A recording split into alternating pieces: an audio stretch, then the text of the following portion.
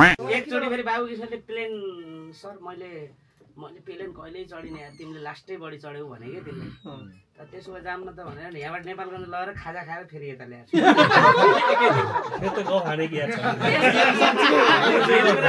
बाबु किशोरलाई सोध्नु अहिले भैयाबाट स्याङ्गिता हुँदै आउने मान्छे हो नि त प्लेनमा प्लेनबाट बाख्रा देखेर उसले सालमा काम गर्थ्यौँ कि हामी बाबु कृष्ण म अनि सुरज हामी सँगै बस्ने अब उहिलेदेखि अहिले पनि हामी सँगै छौँ साथीहरू हाँसो मजा अनि बाइक चढ्नहरूले यहाँबाट माइक्रो चढेर पोखरा गएर त्यहाँदेखि एकचोटि बसे पनि त हुन्थ्यो नि फेरि उसलाई हतार भएर रेडी छ कि माइक्रो कति बेला पुग्ला र उसलाई चढाएर फ्लाइटै छुट्ला जस्तो क्या उत्तरले बित्तिकै एक नबसी सिधै पछाडि बसेर हिँडेको यहाँबाट बाइक चढ्न पोखरा पुगेर अनि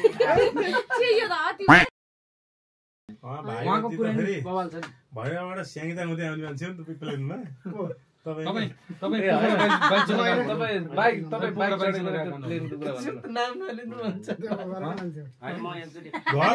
पाठापाठी देखियो होला होइन प्लेनबाट बाख्रा देखेर उसले प्लेनबाट बाख्रा रे हैन आँखा त लास्ट तेज रहेछ हाम्रो छत्र सरको दुईटा कहानी चाहिँ बबाल लाग्यो मलाई बाइक वाला र प्लेन वाला चाहिँ बबाल लाग्यो एउटा जाउँ न बाइक कस्तो भने हामी एउटा दोहोरी सालमा काम गर्थ्यौँ कि हामी बाबु कृष्ण म अनि सुरज हामी सँगै बस्ने अब उहिलेदेखि अहिले पनि हामी सँगै छौँ साथीहरू हाँसो मजा अनि उनी पोखरा गएको थिएँ के कामले के बाइक लगेर म फेरि बाइक चढ्न एकदम सोखिङ के फेरि एकदम पोखरा गएको थिएँ अनि पोखराबाट तिमी यता काठमाडौँ आउनु पर्ने भयो कि बेलुका फोन गरेँ भोलि छत्र यार म काठमाडौँ आउनु पर्ने भयो पोखराबाट एक्लै भयो यार सिट खाली भयो पछाडिको भनेको तिमीले होइन अनि अनि मलाई फेरि त्यति बेला बाइक लास्टै चढ्ने कि म लामो यात्रामा बाइक चढ्न रमाउने र त्यसो भए तपाईँ पोखरा म आउँछु नि त भोलि बिहान बेलुका रातभरि दोहोरी छ होइन बिहान नसुतेर 6 बजे यहाँबाट माइक्रो चढेर ऊ चाहिँ पोखराबाट यता काठमाडौँ हिँड्नलाई पृथ्वी चोकमा रेडी छ क्या म माइक्रोबाट उत्रेर त्यसको बाइकमा बसेर पोखरा आएको काठमाडौँ आएको कि फेरि बाइक चढ्नको लागि यहाँ माइक्रो चढेर पोखरा गएर पोखरा पनि फेरि बस स्टेसनमा रेडी छ जहाँ माइक्रो रोक्छ नि यता आउनुलाई त्यहाँ गएर नि अलिकति एकचोटि बसेर रेस्ट गरेर म गाडीबाट उत्रेर उसको पछाडि बसेर बाइक चढ्नेहरूलाई चस्मा केही गएको थिएन कि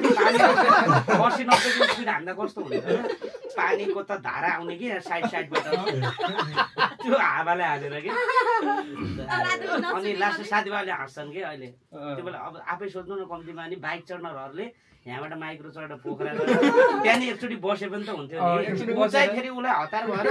रेडी छ कि माइक्रो कति बेला पुग्ला र उसलाई चढाएर फ्लाइटै छुट्ला जस्तो क्या उत्तरले बित्तिकै एक नबसी सिधै पछाडि बसेर हिँडेको यहाँबाट बाइक चढ्न पोखरा पुगेर अनि बाबु कृष्ण हामीले एकचोटि भूकम्प आएको थियो नि पोखरा बस्ती सुरजको अनि एकचोटि भूकम्प आएको थियो नि काठमाडौँमा बाबु कृष्ण लास्टै डराउने कि काठमाडौँ छोडिहाल्नुपर्छ राजा ध्वस्त हुन्छ भनेर पोखरा गयो होइन त्यति अगाडि कोठा सोठा खोज्न गयो कि पोखरा उतै दोहोरी साँझमा कामसाम अब त्यति बेला जहाँ पनि दोहोरी साँझमा काम दिइहाल्यो हामीलाई होइन अनि त्यहाँ गएर पोखरा गयो तिनी रेडी कोठा सोठा बनायो अब सामान लिएर जानु पर्यो अहिलेको जस्तो भयो उतै सेटल गर्नु सकिन्थ्यो उति बेला त हुन्न थियो नि त अनि अब सामान त गाडीको छतमा भाँडाकुँडा सबै लाने हो नि त सिलौटो सहित लाएर त्यो त अब अरू अरू व्यवस्थापन भयो थालहरू अब सानसाना भाँडाहरू भयो भने एउटा ठुलो डरम थियो कि कालो डरम त्यसको त मुख त यत्रो यत्रो हुन्छ नि त स्टिलको थाल त्यहाँ जान्न नि त थालभित्र हालेर लानु पर्यो अनि त्यसपछि के गर्ने त भन्दाखेरि आइडिया निकाल्यो कि एउटा दिदीले बाबु योलाई पनि आइडिया छ अन्त स्टिलको थाललाई सिलौटोले हालेर दोफ्याएर उता गएर फेरि त्यहाँ सिलौटोले पुरै सोझो बनाएर भाँडाहरू तयार पारेको क्या हामीले त्यस्तो रमाइलो गर्थ्यौँ त्यो पनि रमाइलो तर यो बाइक प्लेनको किस्सा नै भन्नु न एउटा प्लेनको अस्ति मुम्बई कार्यक्रम गएको थियौँ उता कि त्यही भएर हाम्रो त्यो बहिनी थियो सायद हेर्ला नि उनले गफ हाने कि धेरै अम्बानीको घर गयौँ हेर्न भनेर तल म त पोहोर साल आउँदा त यहाँ अम्बानीसँग चिया खाएर बस्यौँ भने कि आज नि व्यवस्था गर नि त कतै त्यहाँ यसो फोन लगाउनु त वर्षम भनेको अनि त्यही भने तिनले अनि तिनले भने धेरै गफ हाने कि अनि मैले के भने म नि एकचोटि पोखराबाट काठमाडौँ पोखरा जाने बेला यस्तै के नहाँसिकन आफ्नो स्टाइलमा सोच्छ पोखरा जाँदाखेरि लास्टै झ्याउलाएर धादिङ उत्रे म त अरू गए पोखरा भनेर लगाइदिएँ मैले अब के भन्नु दादिङ उत्रे भन्नु होइन उसले के भने अम्बानीका घर चिया खाएँ मलाई पोसाल बोलाएको थिएँ अनि हामी सँगै बसेर डिनर पनि गरियो भने अनि मैले चाहिँ म पनि त्यस्तै यस्तै हुन्छ कहिलेकाहीँ घटेर त्यस्तो काठमाडौँबाट पोखरा जाँदाखेरि अनि बिचमा झ्याउलाएर म धादिङ लाएर सासु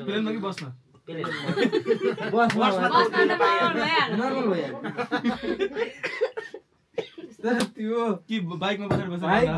पछाडि बस्ने भने त्यो त डेन्जरै रहेछ एकचोटि फेरि बाबु किशोरले प्लेन सर मैले प्लेन कहिल्यै चढिने तिमीले लास्टै बढी चढ्यौ भने कि तिमीले त्यसो भए जाम न त भनेर यहाँबाट नेपालगञ्ज लगेर खाजा खाएर फेरि यता ल्याएको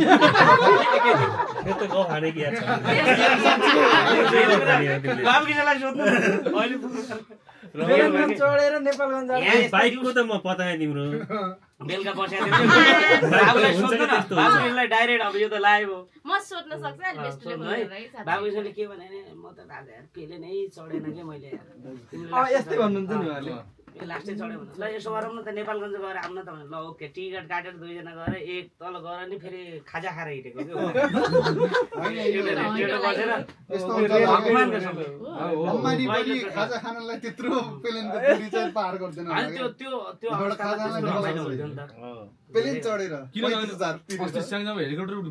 त्यही त अनौठो कुराहरू त्यही फलक बनाउँथ्यो अनि समाते आइन्थ्यो त्यत्रो काम फुटबल त ठुलो भयो नि त खाजा आएको छ हेलिकप्टर कम्पनी छ नि गएछन् खाजा खाना हो त्यो ग्राउन्डमै फुटबल खेल्दा ए धोबी हानेको थियो होइन पोखरामा यस्तै गफ गरेर आएको बेलामा उता फुटबल चलिरहेको छ स्यान्जा भन्दाखेरि आफ्नै गाउँमा ल हेलिकप्टर लगेर अनि उता स्यान्जा गएको ठाउँमा साथीहरू गफ गरे उता खेलकुद चलिरहेको छ हाम्रै गाउँमा जाम्न त भने चाहिँ हेलिकप्टर अब 50,000 रुपियाँ उठाएर त आइहाल्यो नि 4-5 सिधै हेलिकप्टर लगेर ग्राउन्डमै उतारेको अनि ऊ रक्सी खाएर निस्किने बित्तिकै पड्काएको क्या मान्छे त्यो त रियल भाइरलै आएको थियो केटाहरु पुरै शान्ति यस्तो पलानै होइन के त्यो एकचोटि बसेर रक्सी खाएर लाग्यो नि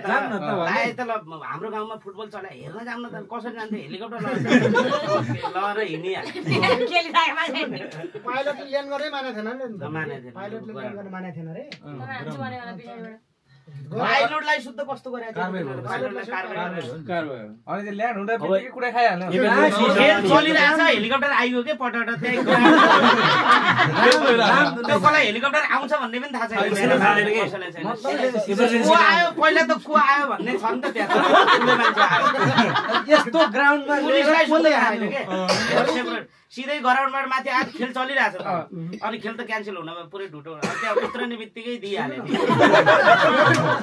ठुलै मान्छे आएको फिल भयो उनीहरुलाई पनि लास्टमा हेलिकप्टर उडिहाल्यो तिनीहरु छोड्दै केटा रहेछ मान्छे रहेछ यस्तै गाउँकै मान्छे के आफ्नै ठाउँमा चारजना स्याङ्जाली हुन् कि स्याङ्जाकै उनीकै ठाउँमा फुटबल कार्यक्रम भइरह्यो अनि त्यस्तो पछि इन्टरभ्यू पनि अरूबाट आएर भएको थियो नि त खास कसरी जानुभएको त्यहाँ भन्दाखेरि हामी यस्तै बसिरहेको खाजा खाने बेला अब साथीहरूले गाउँमा चलिरहेछ फुटबल हेर्न जाम्न छ भने कसरी जाने गाडीमा गर्दा ढिलो हुने भयो हेलिकप्टरमै जाम भनेर सिधै गाडी कसैलाई नभने सिधै हेलिकप्टर लगेर गएको अब त त्यहाँका मान्छेलाई हेलिकप्टर आयो को आयो त थाहै छैन मान्छे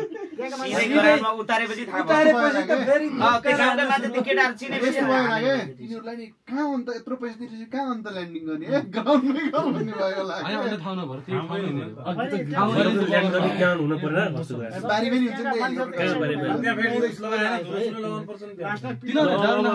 नि डर ग्राउन्ड छोडेर नमानेर त्यही बसिरहेछन् कि ल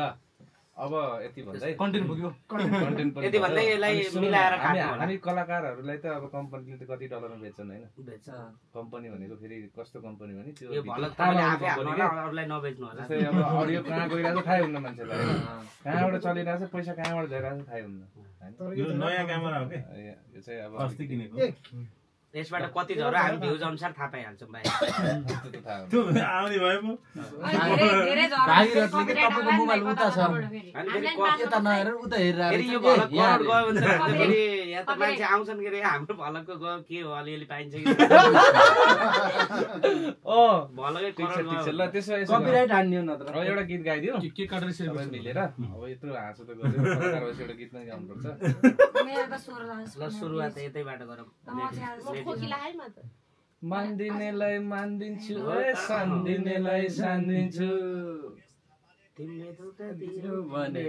कसम कट्टा हान्दिन्छु मैले कट्टा हान्दिन्छु अब बम हान्न बाँकी छ नि। अस्ति सुट के हो त सुट बम के बम सुट बम हानिदिन्छु बाँकी छ बम बाँकी रह्यो भागीरथमा आइसक्यो क्या त्यो पनि कृष्ण बम ठिक छ एउटा गीत जाओस् कि एउटा सानो भोलिलाई यत्रो भएपछि मान्छे गीतहरू त अनि लाग्ने। यो त काट्ने हो। काटेर अगाडि पनि हाल्न सक्छौँ यसरी त भयो कि ल, ओके, भनेको बाई। हाल्यो भने त। 10 बज्न आँटिसक्यो। आयो के भाइ भयो ल बाई बाई। भयो ल भन्दा। बाई गुड नाइट है सबैलाई। बाई, गुड दिउँसो नाइट। हेर्ने कि राति हेर्ने हो भने? Good night. भनेको सुन्नु न के अरे दिउँसो हेर्ने मान्छे बिहान। दर्शकले कतिलाई हेरिरहेको हुन्छ त? दिउँसो हेरेर भए गुड मर्निङ बिहान हेरेर बिहान हेरेर गुड मर्निङ मलाई भाइ हाँसो लाग्छ कि लास्ट जसले जति मेरो हेर्छ त्यतिखेर भन्ने कि अहिले चाहिँ गुड नाइट। ल त्यही। त्यही हो। त्यही हो, कुरो त्यही ए हो। बन्द गर्नु के दाइ। धन्यवाद है बाबाई सबैजनालाई गीत चोर्ने साथीले बाई बाई गीत चोर्दै